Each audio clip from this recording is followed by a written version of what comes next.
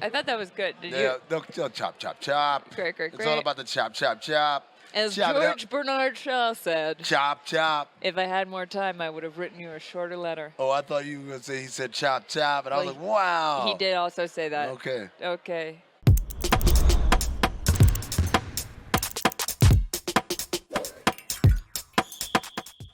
Welcome to Oddball. I'm Charlotte Wilder. Over there is Amin Elhassan in Phoenix, fresh off of a very eventful weekend. Amin, how are you doing? Hold on. What are you doing opening the show? I wasn't ready. I was answering some very important text messages. Oh, really? What could those text messages possibly be about? Did anything happen to you this weekend?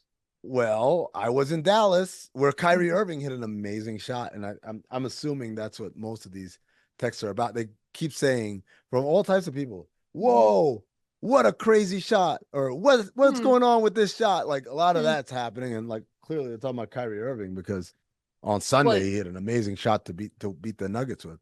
Right, exactly. And it was beautiful. It went in. It didn't look awkward or strange. No. Can we roll a little tape here, please? Of Kyrie's shot? Sure. Yeah, of Kyrie's shot. Oh, wait, no. Oh, sorry. That's Amin Elhassan. Huh. What is, I mean, okay. What happened? Well, first did your hand go rogue?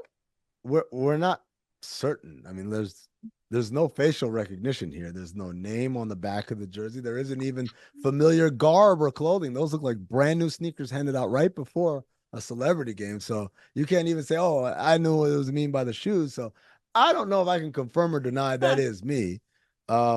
But for the if you're not watching visually, if you're listening to this, you should be watching visually. It's very fun. It is a video of someone who looks suspiciously like Amin Elhassan trying to make a three. Okay, from behind, trying to make a three, and something goes wrong with one of that person's hands, and the ball sails about 2 feet in front of the basket instead of going in.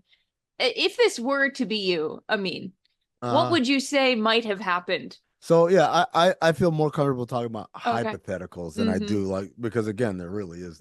Guys are just going because someone tagged someone in a thing. But what I would say is watching this video now, as I am, I would point out, first of all, the back of this person's head. Wow. Hair's really grown in. Shout out to Roman. That really works because look, a few months ago, whatever, that was like, it looked like it was a bald spot, but right there, it's clearly not, hypothetically speaking. Yeah. Second of all, I would say is, you know what? Everybody has a bad moment sometimes, and that bad moment does not define who they are or what they do. And it seems like this gentleman with the luxurious filled in back of the head hair. With a beautiful hairline. Yeah, well, you can't see the hairline because again, it's behind. We don't know. Sorry, we don't know. Maybe it is a beautiful hairline. Maybe it will be in a few months. Maybe a trip to Turkey might be in order for that hairline to catch up to the back of the head. We don't know yet because we've got to find the person who did this. But having said that, I would say that this person clearly just had a malfunction of the moment, and that's not how they usually or typically shoot. And I would say that, like, if you went around and polled a bunch of people who have played basketball with that person, including famous NBA players, NBA coaches, famous Steve music Nash. artists, actors, NBA media people, comedians. There's no limit and there's no shortage of people who have played with this person and could vouch to, like, no, I've never seen him shoot like that before. Okay. So that's what I would say hypothetically. But again, so you would hypothetically, so hypothetically, it might have been someone catching that person's worst moment. Would you hypothetically say that shots went in before this shot was taken? Yeah, I mean, I could just looking at it, I could tell hypothetically from the initial raise up in form, like this person does shoot, has played basketball many times before. Maybe they've had a layoff. Maybe they haven't played in like 6 or 7 years. Maybe this is also one of the rare times they're playing with a women's basketball, which is smaller and lighter. And also based on, I could tell by some of the sweat on the back of the head and onto the side, this person seems like they haven't had anything to eat or drink all day long, observing Ramadan, perhaps. It is the season. Maybe, fasting. And so I can tell there are other kind of things happening there. But yeah, like I would say that I wouldn't judge this person off of this one shot, and neither should you, Charlotte. No, I trust me, I am the last person who can judge. Occasionally my hand will just like go rogue completely. Like I was eating a biscuit the other day and I just threw a piece of it at my husband, like just threw it at him. And we were both like, oh my God. He was like, why did you do that? And I was like, I have absolutely no idea, which sort of looks like what's happening with that person's hand in that video. Well, I mean, hypothetically, it's like the scene in Airplane where Lieutenant Stryker reveals that he developed a drinking problem and then tries to take a drink of water and splashes it behind him. Yeah. Well, it's just it's high comedy. It's beautiful. Thank you, Hypothetically, for your contribution to the canon. I would say one last thing to this individual. I'm looking just again based on body language more than anything. Hypothetically, one would think that if they had a job where they were maybe critiquing other people at their job, that this moment might shame them into hiding and make them into an incredibly meek and docile critiquer after this incident. But hypothetically, again, looking at the body language, I can tell this is the kind of guy who's, he's doubling down. He's definitely going even harder on everybody because he's just out to prove that, you know what, can't be silenced. And anyone who complains about cyberbullying who's never been actually bullied in their life. Wow. So that's, but this is, extrapolation, kind of just pulling things. There's no way of knowing. Yeah. There's small context clues. Right. Yeah. Okay. Yes. Hypothetically, something else happened this weekend, I mean, that looked remarkably similar to this individual's athletic ability. Did you see Kyrie Irving's left-handed buzzer beater? Did I see it? I saw it, and I said immediately in real time, that's the same release I had. I mean, that's the same release that dude hypothetically before, if it were hypothetically me, it would be the same releases I would have hypothetically had. It's not me, though. There's no proof that that's me. So I'm going to say, yeah, it's a very similar release, though. Is it? Yeah, like there's a little twist to it. It's the difference is he's doing it with his left hand, and hypothetically, the person who did it with their right hand. Right. And it was intentional on Kyrie's part, I would say. Oh yeah, maybe intentional, maybe inspired. You don't think about these things, Charlotte. Sometimes things go viral, and when you're an artist like a Kyrie Irving, you get inspiration from everywhere. So maybe he's on the way to the arena and he's looking at his phone and it's like, this fella right here, who I totally believe this is not representative of how he usually shoots, but he's giving me an idea of maybe something I'll incorporate today. And so, if I were the person hypothetically in that original clip, I would be very flattered that Kyrie would pay homage in the way he did the very next day in the very same city. Yeah, for sure. Kyrie definitely took a screenshot of that video, printed it out, put it on his mood board, brought that mood board to the locker room and kissed it before he went out onto the court and said, "This one's for you, pal." Now you've made it awkward. That's my job. You know what else is awkward? DeAndre Ayton was sleeping on an air mattress in Portland and says that's why he had a slow start to a season. Sorry, what? For months.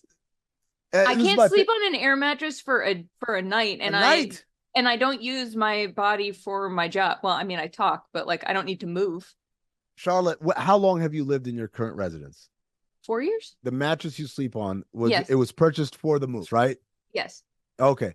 From the moment you moved in, got the keys, shook the hands with the landlord. Oh, this is a great rent in a city that's known for terrible rent. To the moment you slept on that mattress for the first time, how much time had it elapsed? 9 hours. There you go.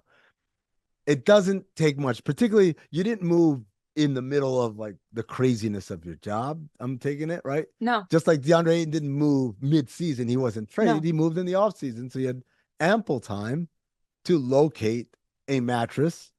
Or as my buddy Zach Harper pointed out, you know what? Order a bunch of mattresses off of Amazon, firm ones, soft ones, whatever. You're rich enough, as he let us know in that same Oregonian article, he has, quote, all the money in the world. You're rich enough to buy 5 mattresses, sleep on one different one every night, and at the end of it, say, this is the one. This is my mattress. This is my person. and then you're done. Even if You you know don't what? have a bed. Yeah. Well, first of all, yes, 100%. But this makes me think, do you ever have a task that you just like can't face? Like I have a few items on my to-do list where I'm just like the thought of doing it is it's also like unloading the dishwasher. I hate unloading the dishwasher. It takes 2 minutes. It's very easy. I feel like for DeAndre Ayton, getting a real mattress might have been his unloading the dishwasher. Yeah. He could not face the idea of fixing this problem. However, he is very rich. As you said, there are so many people you can hire to do that for you. Like you can throw money at this problem. This is not a big problem. I can afford a mattress. Do you have a mattress, Amin? I have two mattresses. I have a mattress that I sleep at home on a bed with a bed frame. Yeah. And then here in the little studio space that I have a bed downstairs for those late nights / early mornings. Okay. And that one has a mattress as well. So you and I think it's fair to say, make considerably less money than DeAndre Ayton, and yet we still have beds. So, well, it's funny for me. My process was I went to IKEA and I laid down on several mattresses. I said, "This is the one." When I looked at the price and how it felt, and that's the one I bought. And then when it came time to buy a second mattress, I just bought the second mattress of the same kind. I didn't have to go through the testing process. You can also get really nice ones on the internet. They have those ones, the memory foam ones, or like the hybrid ones that, although they don't really support huge people that well. So maybe that's again, as Zach Harper points out, buy a bunch and see the ones that fit and the ones that don't. And you are wealthy enough where this is an investment that is worth having, that is better than the alternative, which is to sleep on an air mattress.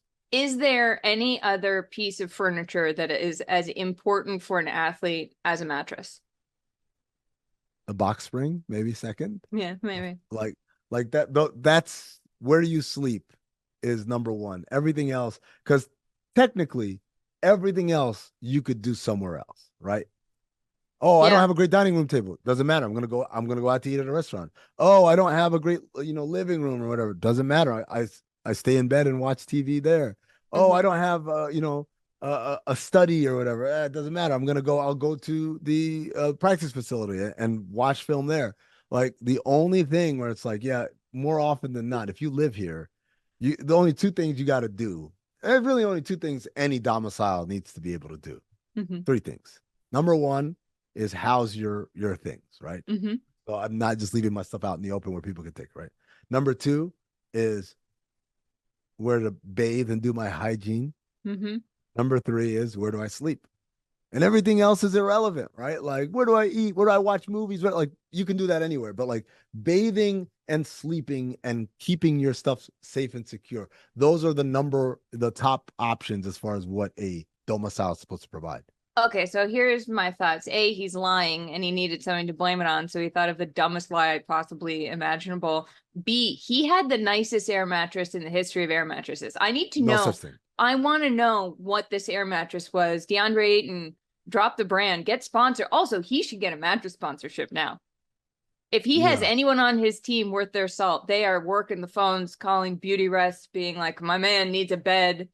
I mean, the black and white sped up footage of him kind of like tossing and turning on an air mattress and like, is this you? And then he walks into the showroom and he shakes hands with a salesperson. Then he lays down on a couple ones and go, woo, and and then he goes like this one right here, and then they're carrying out behind him and it says, "Hi, I'm DeAndre Ayton of the Portland Trailblazers, and when I needed to fix my life, I came to Charlotte Wilder's Mattress Emporium." And then you know how a lot of retired athletes have car dealerships? Instead, when DeAndre retires, he has a mattress franchise. Yeah. The Ayton's Places or whatever. What would be Dominating Sleep. Yeah. Maybe. We'll workshop it.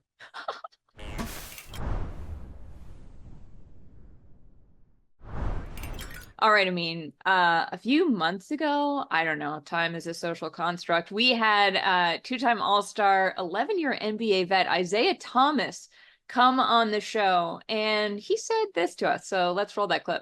You live and you learn. I'm obviously still super blessed. I'm still trying to play the game that I love. I'm 100% healthy. I'm a free agent right now. I'm 34 years old. I'm still trying to make an impact on the organization. It's not over for me until teams tell me that the opportunity is not there no more, and they haven't told me that. So I'm gonna Do you keep pushing. have I'm gonna keep staying on my slow grind and keep waiting for that opportunity as always. do you have a team like what's the team you would go to if you could put yourself anywhere right now? I mean, obviously, I would love to go to a winning situation. I think that at this point in my career, it would be best for me. But I can do both things. Like I can be on a rebuilding team that's really young, and I can mentor and I can be a vet presence. His dreams are coming true. I mean, he is planning to sign a 10-day contract with your Phoenix Suns. Very happy for us. Okay, with the Phoenix Suns. I said your Detroit Pistons last week in a show, by the way. So I don't know why I'm putting that on anybody. I think I might actually own them. Yeah, fair. So he's joining the Suns. Why is this happening now? And is this a good move? So first of all, congratulations to IT. I know this is a big deal, and when you're grinding, and it's funny, you in your intro you said 11-year NBA vet, and the first thing I thought of was like soon to be 12-year NBA vet because now he's going to be on a roster.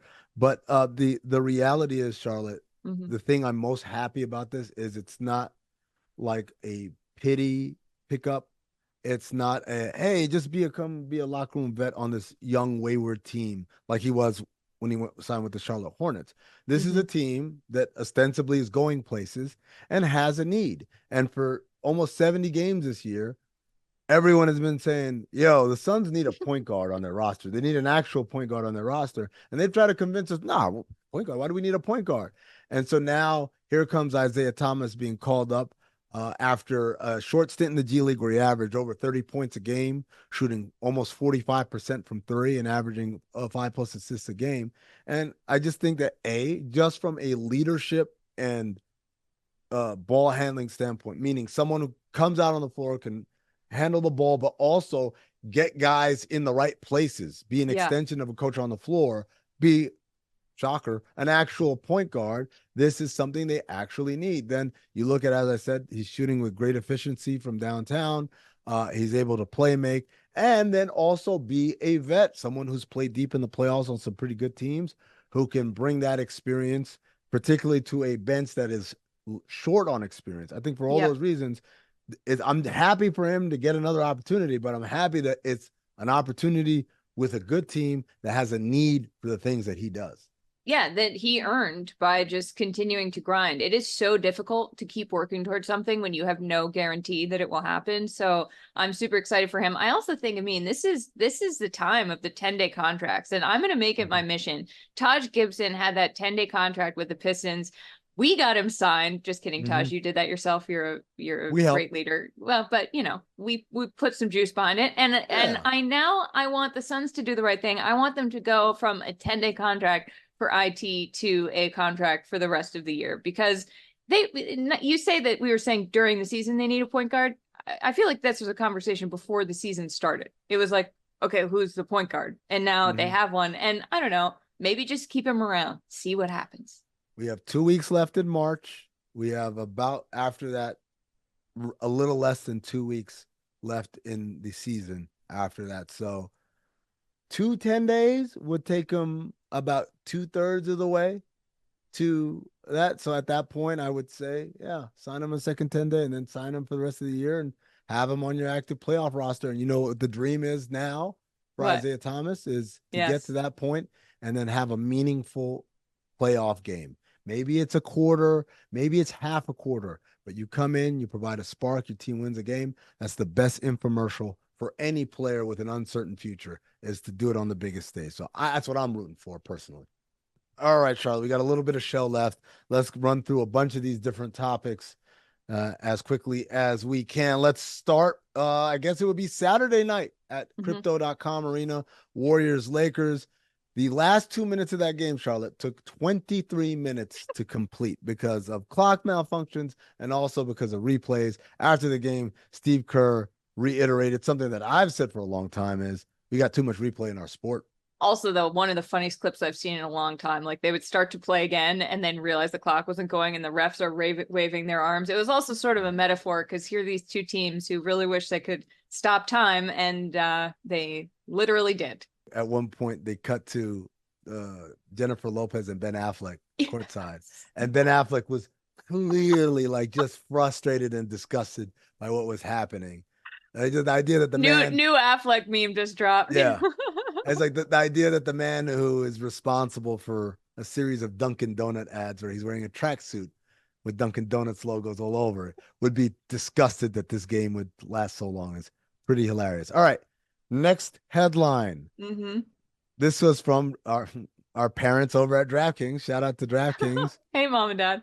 They had this graphic that NC State has more wins than the Washington Wizards at Capital One Arena so far this season. NC State is 5-0 in the 23-24 season at Cap One Arena. The Wizards are 4-26. The only rebuttal I have is, yeah, but imagine if the NC State would have to play the next 25, 26 games there. I think that record would come back down to earth, wouldn't you say, Charlotte? I haven't watched a second of college basketball, Amin, but this to me feels like if you were to, like, if I went into a Michelin-starred restaurant and served a meal and like earned a higher Michelin star than the actual chef, it feels wrong. It feels disrespectful and also very impressive. It's Auntie Shar going in the back at Nobu saying, I'm just going to use my own pans if you don't mind. Mayo, do you have any? What else we got, Amin? Okay, Saturday night, Jalen Brunson did this thing which everyone was raving about, and it's a cool play, but what makes it even cooler is the reaction from the defender Keon Ellis. Keon Ellis is defending Jalen Brunson. This is late in the game. This is a close and crucial moment, and he keeps checking over his shoulder because he's expecting a screen to come. Brunson notices this, so then he begins to beckon to an invisible screen to Keon Ellis's right, Brunson's left. As he floats that way, Keon Ellis overreacts to a screen that is not there. Brunson changes directions, goes, and then hits an incredibly tough shot, which no one is pointing out. It wasn't like an easy layup. He had an incredibly tough shot. But the best part was this angle, and I think we can show photos. Yeah. The reverse angle that shows Keon Ellis' the look on his face, and that is nothing less than sheer incredulousness of like his mind is blown in this moment that there was no screen. This was all an elaborate film noir. Just completely shocked. I love this. I think it's very impressive how players often don't show emotion. Like if I had a big shot, I would be grinning, and they're just like tough and like running back to the other side. So I like that his face betrayed what he was feeling. I sort of want to filibuster here, but because I know what the last topic to get to is, but Amin, take us away. All right. So the headline I'm going to read, this is from Brian Windhurst. He said it on the Hoop Collective podcast. The headline is Pelicans Zion Williamson lost 25 pounds or more since the NBA in-season tournament in December in Vegas. And this is from Brian Windhurst. Words from that podcast, quote, I've got people in New Orleans telling me that since December, when the in-season tournament happened, Zion has lost 25 or more pounds and his performance has been excellent. He's playing fewer minutes, and I think that helps as well. But I've got people telling me he's lost 25 pounds. And I don't mean like in the past where they say, oh, he's added muscle. And it's like, has he? And so this obviously, they went to the IST in Vegas. They lost in the semifinals to the Lakers, and they were destroyed. They lost by almost 50 points, I believe. And Zion scored only 13 points in that game. He looked heavy. Famously, Stephen A. Smith really came down on him. But, there were others in the media, hypothetically. Yeah, maybe. Pretty. Hypothetically, the same people who put up a really great shot in Dallas over the weekend. Absolutely. And I would say, hypothetically speaking, that despite the weird optics of that jump shot, the words said were not incorrect about Zion Williamson. And anyone trying to say, well, look at his jump shot. Well, it sounds like, hypothetically at least, you're deflecting from what the issue was, which was he was overweight, which is what was said continuously. And he lost the weight, and he's playing better, and the team is doing better. So I would say, hypothetically, the errant jump shooter had a point. Maybe not. It is time to wrap this thing up. You know what I'm going to do, Amin? I haven't done this in a while. I'm going to say thank you for watching Oddball. Oh, yes. And remember, you were like, you don't have to thank everybody. Well, you would thank them at the end of a segment. Like, you're right. Done with a segment. Yeah. This topic is over, but thank you for watching. Well, it still holds. Thank you so much for watching every segment. Goodbye. Thank you for watching Oddball. We've been in Las Vegas for 4 months.